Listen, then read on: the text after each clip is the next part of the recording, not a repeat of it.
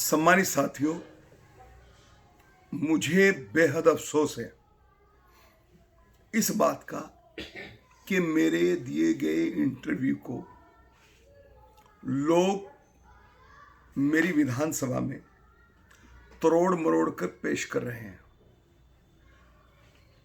मैंने इंटरव्यू जो दिया है, मैंने ये कहा है कि हमारा मकसद मीरापुर विधानसभा नहीं, पूरा उत्तर प्रदेश है। पूरे उत्तर प्रदेश में हम चुनाव बड़ी मजबूती के साथ लड़ेंगे और तब तक अकेले लड़ेंगे जब तक सामने वालों को, वे हमारे चंद्रशेखर भाई आज़ाद हो या बहन जी मायावती जी हो या भाई अखिलेश यादव हो, इनको ये एहसास ना हो जाए कि बैरिस्टर असदुद्दीन ओवैसी की टीम और बैरिस्टर असदुद्दीन ओवैसी के चाहने वाले अपने को आगे बढ़ाने के लिए तैयार हैं।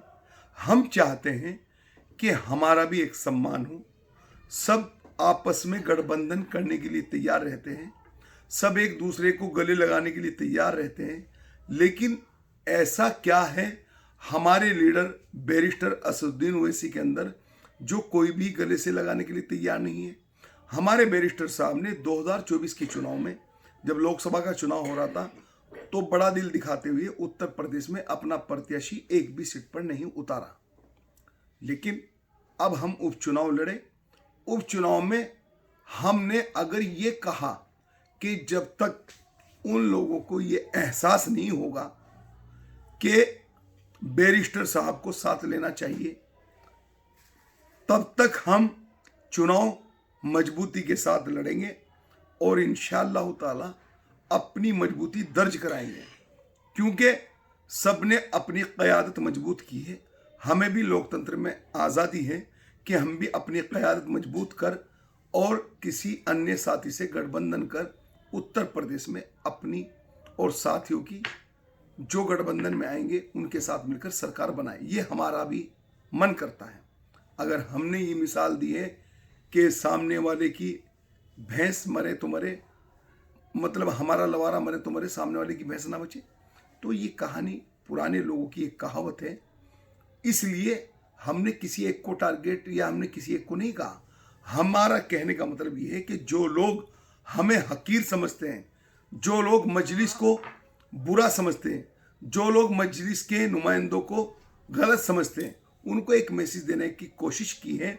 और अगर इस मैसेज से या मेरे किसी शब्द से आप किसी भी साथी को कोई ठेस पहुंची हो तो उसके लिए मैं माफ़ी चाहता हूं। ये कोई बड़ी बात नहीं, क्योंकि आप मेरा परिवार हो, मैं आपका परिवार हूं।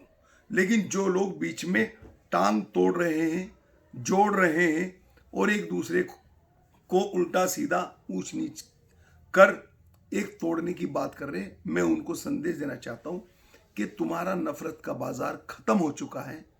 अब बिल्कुल आप बेफिक्र हो जाए। आप कितनी भी इधर उधर की बातें कर लो, लेकिन अब सिर्फ अधिकार मिलने तक ही नहीं, ये जंग हमेशा जारी रहेगी। और साथियों, एक बात बताओ, अगर भाजपा से हाथ मिलाने में संबंध गहरे हो सकते हैं, भाजपा की बी टीम लोग कह सकते हैं, तो जो लोग विक्ट्री दिखा रहे हैं भाजपा की जीती हुई प्रत्याशी के साथ में, उनको आप क्या कहेंगे? ऐसा नहीं होता।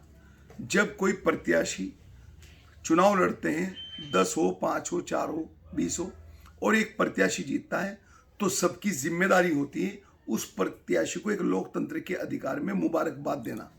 वही जिम्मेदारी हम सब प्रत्याशियों की थी, क्योंकि यहाँ पर कोई हमें एक दूसरे की वे मतलब नीति नहीं करनी जो तोड़ की बात हो, हम जोड़ की बात कर रहे हैं। अरे हम आपसे पूछना चाहते हैं कि मेरे भाइयों, आप उन लोगों के चक्कर में लग रहे हो जो लोग चुनाव में आपको इतना वोट मिलने से बिखर गए, जो लोग आपका इतना वोट देखकर परेशान होंगे। मीरापुर विधानसभा की क्षेत्रवासियों, आपकी जीत हुई है और मेरी हंसी से भी परेशानी, और मेरी अभी 10 दिन तक लगातार रोते हुए की वीडियो वायरल करी, उससे भी परेशानी। आखिर मेरा कौन सा चेहरा पसंद आता है?